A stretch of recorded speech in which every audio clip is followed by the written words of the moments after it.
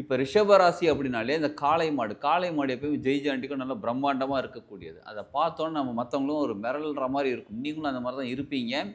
உங்க உருவத்தில அந்த மாரி இல்லன்னா கூட, உங்க கேரக்டர்ல நீங்க அந்த மாரி இருப்பீங்க.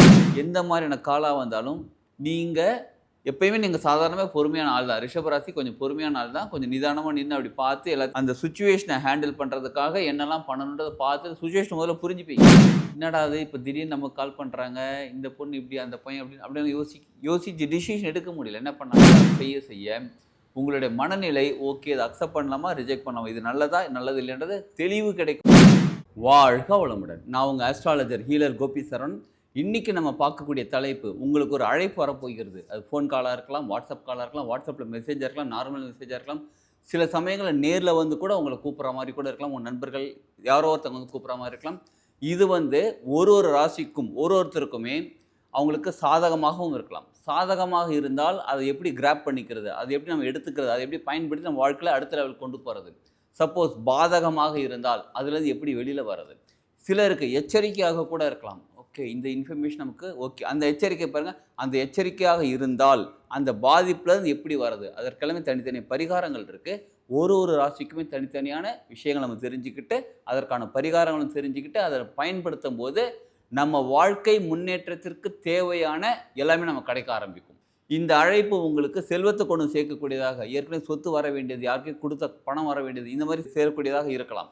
சிலருக்கு வேலைவாய்ப்பாக இருக்கலாம். தேடிட்டு இருக்கீங்க, வேலை தேடிட்டு இருக்கீங்க, கிடைக்கணும். அந்த அழைப்பாக கூட இருக்கலாம்.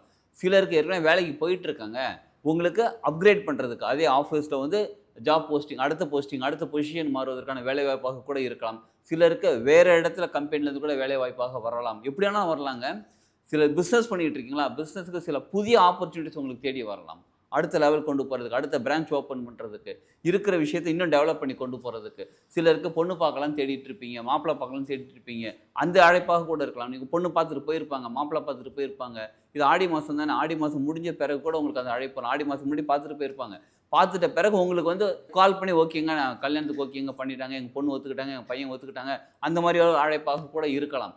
ஆக மொத்தத்துல உங்களுக்கு நல்ல அழைப்பாகவும் இருக்கலாம். அதனால எந்த காலையும் அவாய்ட் பண்ணிடாதீங்க. ஒரு ராசிக்காரர்களுக்கும் ஒரு மாதிரியான அழைப்பு இருக்குது.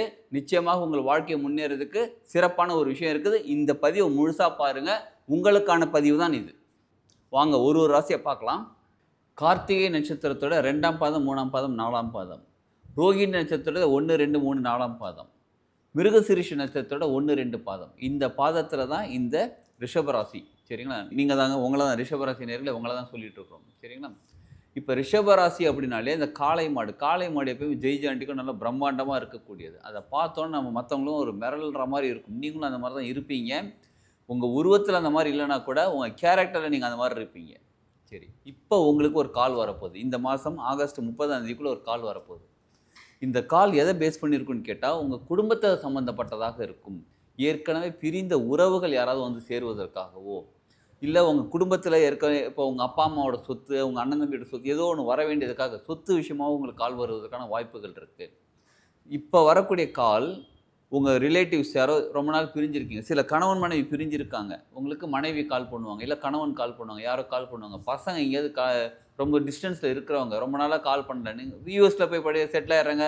வேற கண்ட்ரில போய் செட்டில் ஆயிடுறாங்க பாருங்க. நம்ம அவங்க கால் பண்ணா அவங்க எடுக்க மாட்டேன்றாங்க. அந்த மாரி கால் ஏதாவது கூட வரலாம். உங்க ரிலேட்டிவ்ஸ், உங்க சொந்தக்காரங்க ரொம்ப நாளா பேசாமயே இருக்காங்கங்க. ஏதோ திடீர்னு உங்களுக்கு கால் பண்றாங்க.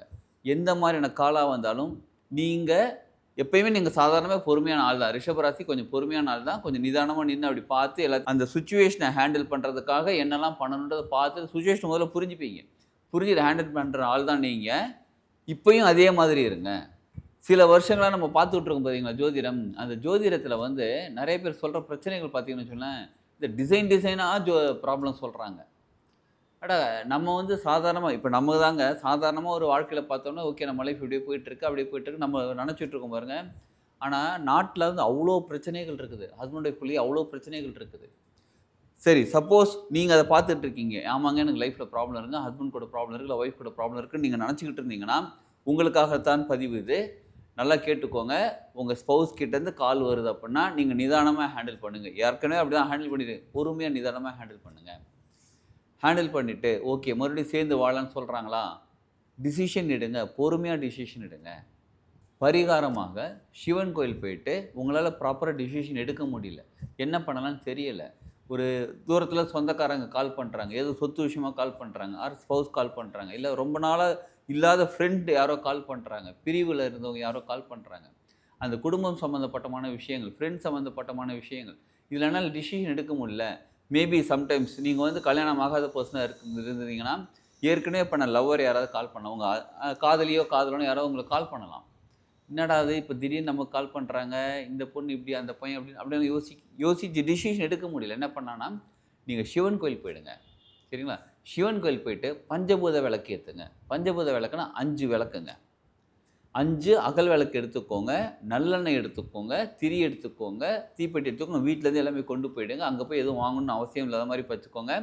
வீட்டிலேருந்து கொண்டு போய்ட்டு அகல் விளக்கு நல்லா வாஷ் பண்ணிக்கோங்க. கொண்டு போயிட்டு 5 தீபம் ஏற்றுறீங்களா? எப்படின்னா 5 தீபம் வெளி பக்கமாக இருக்கணும். தீபம் வெளிப்பக்கமாக ஏற்றுற மாதிரி இருக்கணும். ரவுண்டாக வச்சுக்கோங்க. ஒரு தீபத்தையும் வெளிப்பக்கமாக வச்சுக்கோங்க. சில கடைகளில் பஞ்சபூத விளக்கே கிடைக்குது. அதாவது ஒரே விளக்கில் 5 திரி ஏற்றுற மாதிரி அகல் விளக்குனா மண் விளக்குங்க கிடைக்குது. அதை கூட நீங்கள் வாங்கிக்கோங்க. வாங்கிக்கிட்டு போயிட்டு பஞ்சபூத விளக்கு ஏற்றுங்க. என்னைக்கு ஏற்றணும்? திங்கக்கிழமை ஏற்றினா நல்லது, செவ்வாய்க்கிழமை ஏற்றினா நல்லது, புதன்கிழமை ஏற்றினா, எந்த கிழமை ஏற்றினாலும் நல்லது தான் உங்களுக்கு. ஏன்னா இப்போ இருக்கக்கூடிய சூழ்நிலை ஆகஸ்ட் 30க்குள்ளேயே, அதனால் சூழ்நிலை இந்த காலகட்டம் உங்களுக்கு ரொம்ப நெருக்கமாக காலகட்டமாக இருக்குது. அதனால் ஏற்றுங்க. அந்த ஏற்ற அதாவது டெய்லியுமே போய் ஏற்றலாமா? தாராளமாக போய் ஏற்றுங்க. இந்த விளக்கு ஏற்ற பரிகாரம் செய்ய உங்களுடைய மனநிலை ஓகே, இதை அக்செப்ட் பண்ணலாமா, ரிஜெக்ட் பண்ணலாமா, இது நல்லதா நல்லது இல்லைன்றது தெளிவு கிடைக்கும். உங்கள் சிவபெருமானை மனசார ப்ரே பண்ணிக்கோங்க.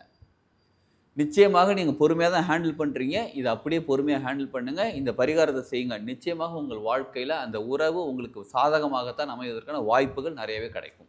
உங்களுக்கான தனிப்பட்ட பலன் பார்க்குறதுக்கு எனக்கு ஜாதகமே இல்லைங்க, என்ன பண்ணுறதுன்னு தெரியலங்க, டேட் ஆஃப் பர்த் கூட சரியாக தெரியல, இதுதானா அதுதானு கன்ஃபியூஸாக இருக்குது. சிலருக்கு டேட் ஆஃப் பர்த் சர்டிஃபிகேட்டில் ஒன்று இருக்கும், ஜாதகம் இருக்காது, ஆனால் தனியாக ஒன்று சொல்லி வச்சுருப்பாங்க. இந்த மாதிரி இருந்தாலும் பரவாயில்ல, ஜாதகமே இல்லைனாலும் பரவாயில்ல, டேட் ஆஃப் பர்த் தெரியலனாலும் பரவாயில்ல, உங்களுக்கான பலன் பார்க்க முடியும். பிரசன்ன ஜோதிடம் சொல்லுவாங்க. பிரசன்னத்தில் ஜோதிடம் பார்த்து சொல்ல முடியும். உங்களுக்கு சரம் வச்சும் பிரசனம் பார்க்க முடியும், சோழி போட்டும் பிரசனம் பார்க்க முடியும், பஞ்சபட்சி வச்சும் பிரசனம் பார்க்க முடியும், டேரட் கார்டு மூலியமாக ஒரு பிரசனம் பார்க்க முடியும், இல்லை ஆர்ஆர் ரீடிங் பற்றி உங்களுக்கு அதே பார்த்து சொல்ல முடியும். இந்த மாதிரி பல டெக்னிக்கில் நம்ம உங்களுக்கு பலன் சொல்ல முடியுங்க.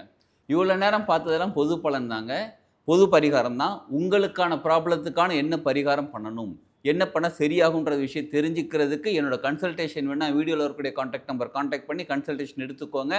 தெரிஞ்சுக்கிட்டு அந்த சொல்லக்கூடிய பரிகாரம் நீங்கள் செய்யும்போது நிச்சயமாக உங்கள் வாழ்க்கையில் அடுத்த நிலையை உயர்வதற்கான உங்கள் ப்ராப்ளம் சால்வ் ஆகிறதுக்கான எல்லா விஷயமும் இருக்குது. ஆன்லைன் கன்சல்டேஷனும் எடுத்துக்கலாம், இல்லை டைரெக்டாக வந்து பார்க்கணுனாலும் ஊரப்பக்கம் சென்னையில் இருக்கிறோம் நேரில் வந்து பார்க்கலாம். கன்சல்டேஷன் வாங்கிக்கோங்க. எந்த நேரத்தில் எப்போ வந்து பார்க்கணும்னு தெரிஞ்சுக்கோங்க. தெரிஞ்சுக்கிட்டு நீங்கள் வந்து பாருங்கள், அவர் ஃபோன் பண்ணி பேசுங்க. நிச்சயமாக உங்களுக்கான ப்ராப்ளம் சால்வ் ஆகி உங்களுடைய எல்லா ப்ராப்ளம் சால்வ் ஆகி நீங்கள் அதில் வெளியில் வந்து வாழ்க்கை சிறப்பாக வாழ ஆரம்பிக்கலாம். வாழ்க வளமுடன்.